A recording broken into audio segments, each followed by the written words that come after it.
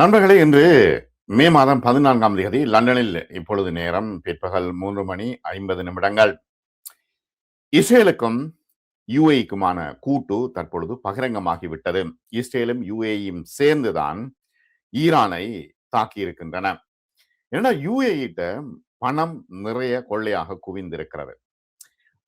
இஸ்ரேலுக்கு பணம் கொடுக்கிறது யுஏஇ ஈரானை அழிப்பதற்கு. இது மிகப்பெரிய ஒரு பிரச்சனையையும் மத்திய கிழக்கில் பதற்றத்தையும் ஏற்படுத்தி இருக்கிறது. இனி ஒரு போர் வந்தால் இஸ்ரேலுக்கு எப்படி தாக்குதல் நடத்துமோ ஈரான், அதே போல யுஏஇயையும் தாக்கி அழிக்கும். ஏனெனில் இப்ப இஸ்ரேலுக்குள்ள இருக்கின்ற அயன்டோம் கெப்பாசிட்டியாலேயே ஈரானுடைய ஏவுகணைகளை மறைக்க முடியாமல் மிகப்பெரிய அழிவு இஸ்ரேலுக்கு ஏற்பட்டது. அதே போல யுஏஇக்கும் இஸ்ரேல் அயன்டோம் ஏவுகணையை கொடுத்திருக்கிறது. ஆனால் எவ்வளவு தூரத்துக்கு அது தாக்கி அளிக்கும், வரும் ஏவுகணைகளை தாக்கி அளிக்கும் என்பது ஒரு விஷயம். அடுத்தது, இப்ப யூதர்கள் தான் யுஏஇக்குள்ள இருந்து அதை இயக்கி கொண்டிருக்கின்றார்கள்.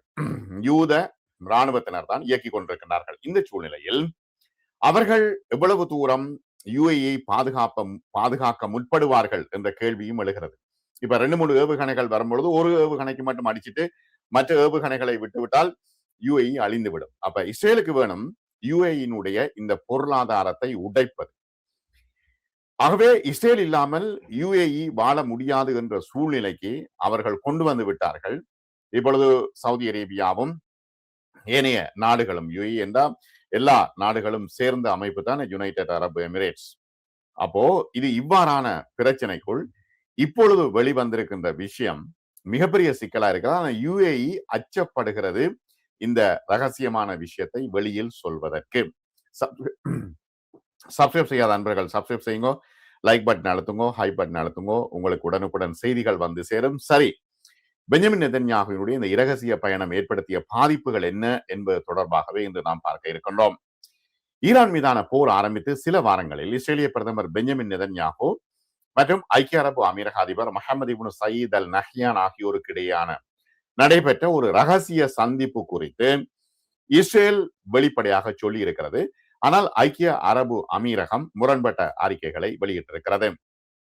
இந்த கருத்து வேறுபாடு இரண்டு நாடுகளுக்கும் இடையிலான கூட்டணியை வெளிச்சத்திற்கு கொண்டு வந்திருக்கிறது. ஏனெனில் ஈரான் மீதான போரில் ஐக்கிய அரபு அமீரகம் நேரடியாக ஈடுபட்டுள்ளது என்று ஈரானிய வெளியுறவு அமைச்சர் வியாழக்கிழமை குற்றம் சாட்டினார். ஆரம்பத்திலே இஸ்ரேலிய பிரதமரின் அலுவலகம் ஒரு அறிக்கையை வெளியிட்டது. அதில் ஈரானுக்கு எதிரான இஸ்ரேலின் ராணுவ நடவடிக்கையின் குறியீட்டு பெயரான ஆபரேஷன் ரோரிங் லயன் நடந்து கொண்டிருந்த பொழுது நெதன்யாகு ரகசியமாக யுஏஇக்கு சென்று அங்கு ஐக்கிய அரபு அமீரக அதிபர் ஷேக் முஹம்மது இப்னு சயீதை சந்தித்தார் என்று தெரிவிக்கப்பட்டது.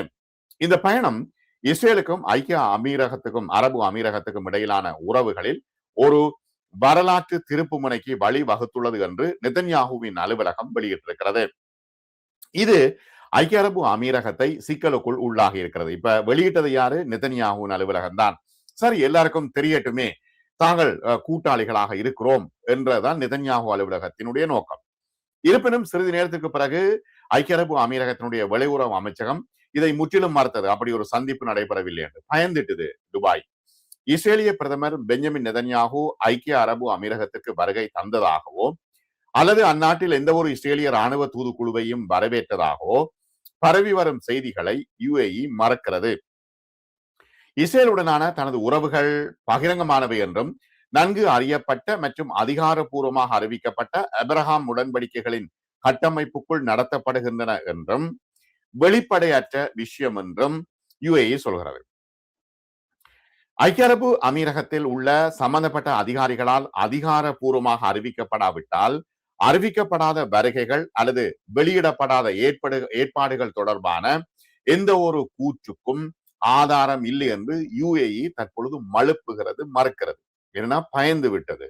ஏன்னா இந்த விஷயம் வெளியில இப்ப ரகசியமா தானே போய் சந்திச்சுக்கலாம். அப்போ ஒரு நாட்டில உள்ள அதிபரை சந்திக்கிறது என்றா இன்னொரு நாடு பகிரங்கமாக போகும், ரெட் கார்பெட் விரிக்கும், குதிரை வரசனிக்கும், வரவேற்கும் என்றெல்லாம் விஷயங்கள் இருக்கின்றன. இப்ப ட்ரம்ப் போனார் சவுதி அரேபியாவுக்கு, வாழெல்லாம் பிடிச்சு ஆடி சாப்பிட்டு வந்தார். ஆனால் இது ரகசியமான ஒரு சந்திப்பு. ஏனெனில் ஈரானை அழித்தொழிப்பதற்கு யுஏஇயும் இஸ்ரேலும் போட்ட ஒரு கள்ள கூட்டணி. இந்த சந்திப்பு குறித்த செய்தி ஊடகங்களில் துல்லியமாகவும் தொழில் முறையாகவும் செயல்பட வேண்டும், மேலும் சரிபார்க்கப்படாத தகவல்களை பகிர வேண்டாம் என்று யுஏஇ அச்சப்படுகிறது. நெதன்யாகு மற்றும் முஹம்மது இப்னு சயீத் இடையான சந்திப்பு ஓமான் எல்லையில் உள்ள ஒரு சோலை நகரமான அல் ஐனில் மார்ச் 26 அன்று நடைபெற்றதாக இஸ்ரேலிய மற்றும் அரபு ஊடகங்கள் செய்தி வெளியிட்டன. இந்த சந்திப்பு நடந்த மறுநாள் மார்ச் 27 அன்று ஹரட்ஸின் திறந்த மூல உளவுத்துறை மற்றும் தேசிய பாதுகாப்பு பிரிவு ஆசிரியர் அபிஷாப், ஹரட்ஸினுடைய செய்தி பத்திரிகையினுடைய ஆசிரியர் அபிஷாப் சில நேரங்களில் முக்கிய பிரமுகர்களின் விவிஐபி சிறப்பு பயணங்களுக்கு பயன்படுத்தப்படுகின்ற 2 இஸ்ரேலிய வணிக ஜெட் விமானங்கள் அல் ஐனில் தரையிறங்கி 4 மணி நேரம் கழித்து மார்ச் 26 மாலை இஸ்ரேலுக்கு திரும்பி சென்றதாக சமூக ஊடகங்களில் பதிவிட்டார். என்னன்னா, இப்ப அந்த ரெக்கார்டு எடுக்கலாம் தானே, ட்ரக் ரெக்கார்டு எடுக்கலாம், பிளைட் போனது வந்தது, இந்த விஷயங்களை தான் அவர் வெளியிட்டார். மேலும் மேற்கொள்ளப்பட்ட விமான பயண கண்காணிப்பு 2 வணிக ஜெட் விமானங்கள் டெல் அவிவில் இருந்து அல் ஐனுக்கு பறந்ததை உறுதி செய்தது. அவை பிற்பகல்லையே இஸ்ரேலிய நகரத்திலிருந்து புறப்பட்டு அன்றிரவே திரும்பி வந்தன. பாஷா ரிப்போர்ட் ரிஸ்க் அட்வைசரின் படி விமானங்களில் ஒன்று ஐல் ஆஃப் மேனில் பதிவு செய்யப்பட்ட வரிசை எண் 9394 கொண்ட பாம்பாடியர் குளோபல் எக்ஸ்பிரஸ் என்ற விமானம் ஆகும். இரண்டாவது விமானம் பாம்பாடியர் குளோபல் 6000 வணிக ஜெட் விமானம் என்று அடையாளம் காணப்பட்டிருக்கிறது. இவர்கள் எவ்வளவு கள்ளமாக இதை செய்திருக்கிறார்கள், ஆனால் வெளியில விஷயம் வந்துவிட்டது. இப்போ உள்ள தொழில்நுட்ப முன்னேற்றத்துல எல்லாம் வெளியில வந்துடும். முஹம்மது இப்னு சயீத் நெதன்யாகுவை விமானத்திலிருந்து அரண்மனைக்கு தனது சொந்த காரில் தனிப்பட்ட முறையிலே அழைத்து சென்றதாகவும் செய்திகள் தற்பொழுது வருகின்றன.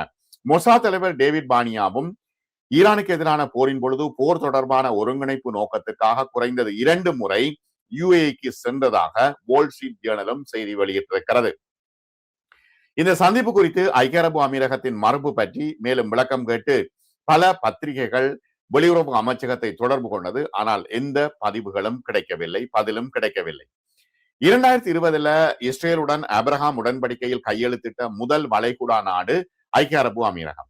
மேலும் இது இஸ்ரேல் மற்றும் அமெரிக்காவுடன் பல கூட்டு இராணுவ மற்றும் உளவுத்துறை திட்டங்களை பகிர்ந்து கொள்கிறது. இதுவும் வெளிப்படையான விஷயம். ஆனால் இந்த ஒப்பந்தத்தை விளம்பரப்படுத்தும் நோக்கில் உருவாக்கப்பட்ட ஒரு ஸ்லைட் ஷோவின் படி ஐக்கிய அரபு அமீரகமும் இஸ்ரேலும் கிறிஸ்டல் போல் என்று அழைக்கப்படும் ஒரு உளவுத்துறை பகிர்வு தளத்தை கொண்டிருக்கின்றன, ஒரு இடமும் இருக்கிறது.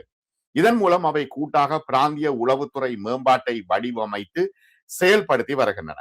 மார்ச் மாதத்தின் முதல் நாளில் இருந்து ஈரானின் குண்டுவீச்சு தாக்குதல்களால் இஸ்ரேலை விட யுஏஇ ஐக்கிய அரபு அமீரகம் அதிக பாதிப்பை சந்தித்தது. இந்த விஷயத்தை இஸ்ரேல் ஏற்கனவே அறிந்திருந்தது. யுஏஇக்கு அடிக்கட்டும் என்றுதான் இஸ்ரேல் விட்டது. ஏன்னா யுஏஇக்கு அயன்டோம் போன்ற விஷயங்களை கொடுத்திருந்தாலும் கூட அதனை இயக்குறது அங்க உள்ள இஸ்ரேல் ராணுவம் தான்.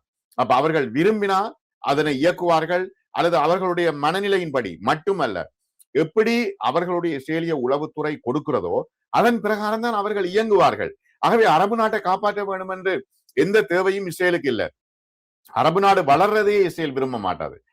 ஐக்கிய அரபு அமீரகம் இஸ்ரேல் உறவு இப்பொழுது நன்கு வளர்ச்சி பெற்றிருக்கிறது. உறவுகள் இயல்பு நிலைக்கு திரும்புவதற்கு முன்பே இஸ்ரேலிய ராணுவ மற்றும் உளவுத்துறை அதிகாரிகள் செங்கடல் இன்னும் ஏடன் வளைகுடாவை சுற்றி தங்களின் வளையத்தை உருவாக்க ஐக்கிய அரபு அமீரகத்திற்கு உதவினார்கள். முறையான தூதரக உறவுகள் நிறுவப்படுவதற்கு முன்பே ஐக்கிய அரபு அமீரகத்துக்கும் இஸ்ரேலுக்கும் இடையான உறவு மிகவும் வளர்ச்சி அடைந்திருந்தது. ஆனால் அது மறைமுகமாக ரகசியமாக வைக்கப்பட்டது. 2026 ஆண்டின் இறுதிக்குள் நெதன்யாகு பதவியிலிருந்து விலகி விடுவார் என்று வைத்துக் கொண்டாலும் ஒரு சந்திப்பு நடந்ததா இல்லையா என்பது குறித்த விவாதம் இஸ்ரேலுக்கும் ஐக்கிய அரபு அமீரகத்துக்கும் இடையிலான உறவுகளை பெரிதாக பாதிக்காது என்று ஆய்வாளர் ஃபிங்காஸ் தெரிவிக்கின்றார். ஆனால் ஈரான் மீதான போர் நிச்சயமாக இந்த உறவுகளை சேதப்படுத்தி இருக்கிறதா என்றால் சேதப்படுத்தி இருக்கிறது. இஸ்ரேல் ஸ்திரத்தன்மையை குலைக்கும் ஒரு போர்க்குணமிக்க சக்தியாக கருதப்படுகிறது என்று அவர் தெரிவித்தார். மத்திய கிழக்குல ஸ்திரமாகவே இருக்கக்கூடாது. அமெரிக்க வெளியுறவு செயலாளர் மார்க்கோ ரூபியோ உட்பட அமெரிக்க அதிகாரிகள் ஈரான் மீது போரை தொடங்க இஸ்ரேல் விரும்பியதை ஒப்புக்கொண்டிருக்கிறார்கள். ஐக்கிய அரபு அமீரகமும் ஈரான் மீது தாக்குதல் நடத்த போகின்ற விஷயத்தையும் அவர்கள் ஒப்புக்கொண்டிருக்கிறார்கள் ஏற்கனவே. எனவே பிப்ரவரி மாத இறுதியில் தொடங்கிய இந்த போர் ஐக்கிய அரபு அமீரகத்தையும் இஸ்ரேலையும் மேலும் நெருக்கமாக பிணைத்திருக்கிறது. அதே நேரத்தில் உறவுகளையும் சீர்குலைத்துள்ளது என்று இஸ்ரேலுக்கான அமெரிக்க தூதுவர் மைக் ஹக்பி சொல்கின்றார். இஸ்ரேலுக்கான அமெரிக்க தூதுவர் சொல்கின்ற ஒரு விஷயம் என்ன? ஈரானிய ஏவுகணைகளால் ஐக்கிய அரபு அமீரகம் குறிவைக்கப்பட்டதால் இஸ்ரேல் அயன்டோம் பேட்டரிகளையும் வான் பாதுகாப்பு அமைப்பையும் இயக்குவதற்கான பணியாளர்களையும் ஐக்கிய அரபு அமீரகத்துக்கு அனுப்பியது என்று அவர் தெளிவாக குறிப்பிடுகின்றார்.